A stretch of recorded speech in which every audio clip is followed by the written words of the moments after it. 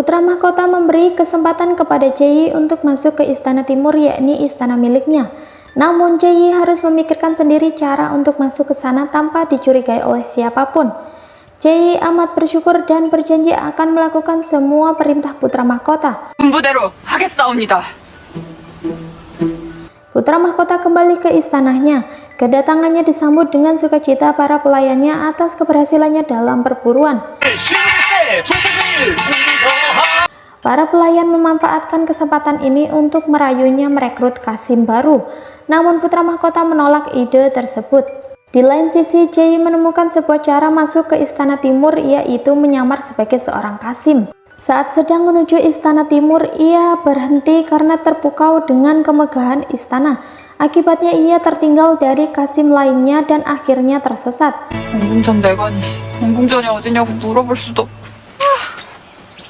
Di tengah kebingungannya, ia bertemu Putri Hayon yang sedang menuju istana timur untuk mengunjungi putra mahkota. Beruntungnya Putri Hayon mengajaknya ikut bersama dengannya.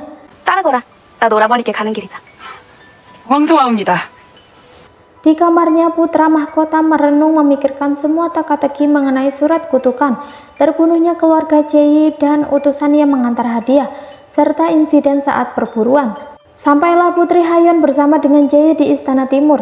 Putri Hayon langsung memperkenalkan Jae di depan para pelayan. Hal ini membuat para pelayan menatap Jae dengan penuh penasaran. 오다가 동궁전에 새로운 내간을 만났지 뭡니까? 동궁전에 못 찾아 헤매고 있었습니다. Mereka bingung dan terkejut. Jelas-jelas sebelumnya putra mahkota telah menolak untuk merekrut Qasim baru. Pangeran Myung-an juga ikut bergabung mengunjungi putra mahkota. Maksud kunjungan mereka untuk memberi selamat kepada putra mahkota atas keberhasilannya dalam perburuan. Putri Hayon kemudian bertanya bagaimana putra mahkota bisa mengetahui rahasia dari insiden perburuan. 충문의 비밀은 어찌 부셨습니까? Putra mahkota pun menjawab semuanya berkat Qasim barunya sambil menunjuk ke arah Jae. Jae bingung ketika Pangeran Myung-an menanyakan namanya. Ia menoleh ke arah putra mahkota berharap mendapat bantuan darinya. Namun putra mahkota diam dan tampak cuek. Sebenarnya ia diam karena sedang memikirkan sebuah nama untuk Jae dan Gu Sondol, nama yang keluar dari mulutnya. 순돌이옵니다. 제가 한심하고 멍청해요. Karena Jae telah berhasil masuk ke istana timur, putra mahkota pun memberinya kesempatan untuk membuktikan kemampuannya dalam memecahkan sebuah kasus kriminal. Ia ditugaskan memecahkan 2 kasus yang sebelumnya dipilihnya dan kasus tersebut harus selesai dalam waktu 10 hari. 왔으니 기회를 주겠다. 반드시 네 능력을 증명. Di luar istana, Gara menerima bimbingan dari Myung-jin dan menunjukkan semua bakatnya yang tersembunyi. Bakatnya secara alamiah muncul saat membantu Jae memecahkan kasus kriminal di Gaesong. Di tempat lain, Sung-on bersama anak buahnya mencari Oh Man-sik, pelaku insiden saat upacara perburuan. Namun ternyata rumahnya telah kosong. Sung-on kemudian bertemu pedagang yang membeli barang berharga Oh Man-sik. Barang tersebut sama persis seperti milik ayahnya. Hal ini menyebabkan dirinya mencurigai sang ayah sebagai dalang yang memberi perintah pada Oh Man-sik. 이것은 아버지의 물건이다. Malam harinya Sung-on menemui ayahnya. Ayahnya berkata yang terjadi pada putra mahkota saat ini yaitu untuk menaklukkannya karena putra mahkota adalah calon raja yang berbahaya, yang memiliki sifat keras kepala, sombong dan tidak percaya kepada siapapun, bahkan kepada bawahannya, termasuk pada Sung-on sahabatnya. 너조차도 믿지 않으심을. Sung-on kaget dengan perkataan ayahnya dan ia bersumpah akan melindungi putra mahkota. Ayahnya pun berharap semua hal buruk yang terjadi pada putra mahkota saat ini bisa menjadi pembelajaran untuknya agar berubah lebih baik. Kembali ke istana, atas perintah putra mahkota, Taegang membawa Jae ke sebuah ruangan rahasia yang selama 1 tahun terakhir dipakai oleh putra mahkota untuk berlatih menulis dan memanah setelah tangan kanannya terkena panah. Jae diperbolehkan tinggal di sana tentunya tanpa diketahui oleh siapapun. 정확해서 1년 전부터 사용하신 공간이다. 당분간 네가 묵을 곳이다. Keesokan paginya, orang mencurigakan saling berkirim pesan mengenai informasi putra mahkota yang memiliki Qasim baru. Sementara itu, pria yang diutus mencari keberadaan Jae kini menghadap Sung-on dengan memberi sepatu milik Jae yang terlepas saat pengejaran. 네, 당연입니다. 추격 중에 발견된 것이라 합니다. Sepatu itu merupakan hadiah dari Sung-on. Pria lain memberitahunya bahwa ada tanda seseorang pernah tinggal di dalam gua. Dilihat dari sisa pakaian bangsawan yang terbakar, mereka menduga itu adalah milik Jae. Karena belum ditemukan mayatnya, besar kemungkinan bahwa Jae masih hidup. Sung-on pun amat berharap hal itu. 살아있을 것이다. 살아있어야만 한다. Sung-on kemudian memerintahkan pria tersebut untuk terus mencari keberadaan Jae dan pria yang diduga selingkuhannya. Di istana, putra mahkota dan Jae mengingat pertemuan pertama mereka waktu kecil. Saat itu Jae yang berdandan seperti anak laki-laki menipu dirinya dan Sung-on untuk menyelamatkan seorang anak laki-laki yatim piatu yang dijual menjadi budak. 보다 저를 구하느라 돈을 쓰셨습니다. Jae mengaku bahwa pertemuan itu awal dirinya jatuh cinta dengan Sung-on dan menurutnya Sung-on pria paling tampan di Joseon.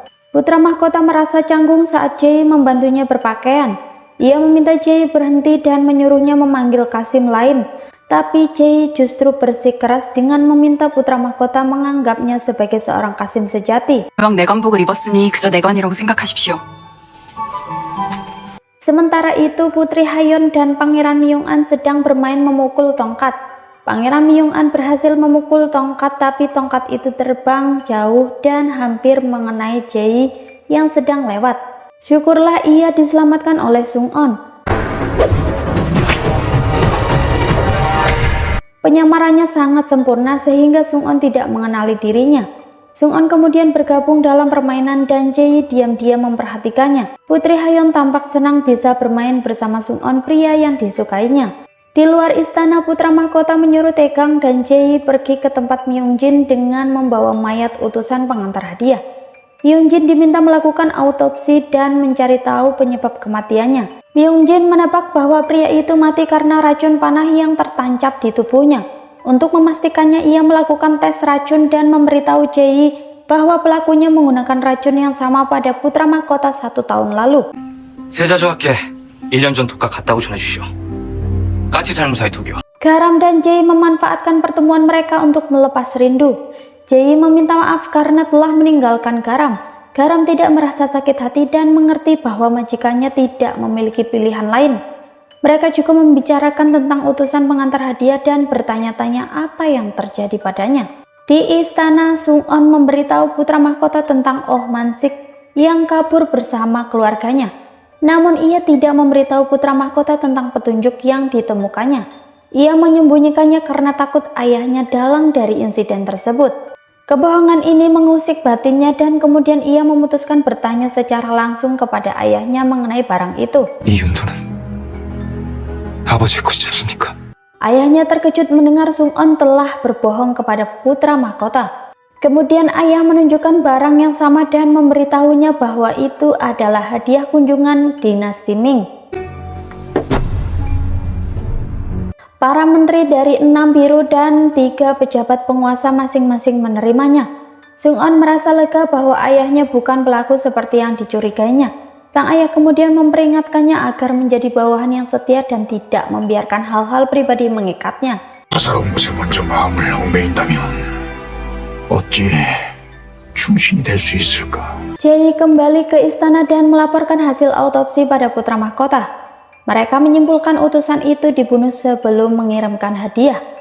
Pembunuhnya kemudian mengambil alih dan mengirimkan sendiri hadiah itu beserta surat rahasia palsu mengatasnamakan putra mahkota. Jae sangat yakin melihat si pembunuh. Ia berusaha mengingatnya namun gagal karena ingatannya bercampur aduk. 그 얼굴 분명히 보았는데. Putra mahkota memberitahu Jae bahwa akan ada kelas istana yang dipimpin oleh Sung-on tentang kasus pembunuhan. Ia menyuruh Jae untuk hadir dan membantu memecahkan kasus tersebut. Meskipun ada rasa khawatir Sung-on akan mengenali dirinya, Min Jae tetap menerima perintah tersebut. Hari kelas istana pun tiba. Kelas dihadiri oleh pejabat istana dan putra mahkota. Sung-on menjelaskan kasusnya dan menarik kesimpulan bahwa pembunuhan itu adalah pembunuhan berantai yang diberi nama kasus mata angin. 저는 이 사건을 이름하여 사방안이라 하겠습니다. Karena pembunuhan dilakukan sesuai urutan arah mata angin, Menurutnya target pembunuhan selanjutnya terjadi di arah timur. 그러면 아마도 범인의 마지막 피해자는 동쪽 흥익문 인근에서 나올 것입니다. Namun Jae menentang kesimpulan dari Sung-on. Ia berpendapat bahwa si pelaku akan membunuh di arah barat dan meminta lebih banyak waktu untuk mencari petunjuk yang mungkin ditinggalkan oleh si pembunuh. 그게 아니라 서쪽이군요. 예, 그렇습니다. Akhirnya putra mahkota memutuskan menyuruh Sung-on untuk memperketat keamanan di bagian timur dan memberi Jae lebih banyak waktu untuk mempelajari petunjuk dan menemukan motif di balik pembunuhan tersebut. 정랑 한성원은 5위의 정예병들을 선발해 한양 동부 일대의 순찰을 책임진다. 명을 따르겠습니다. Setelah kelas usai, Jo Won-bo mencemooh Sung-on karena melawan Kasim rendahan dalam menangkap si pelaku. Malam harinya, Jo Won-bo merasa aneh dengan putra mahkota yang tiba-tiba merekrut Kasim baru. Padahal selama ini putra mahkota dikenal sangat pemilih dalam rekrut pelayannya.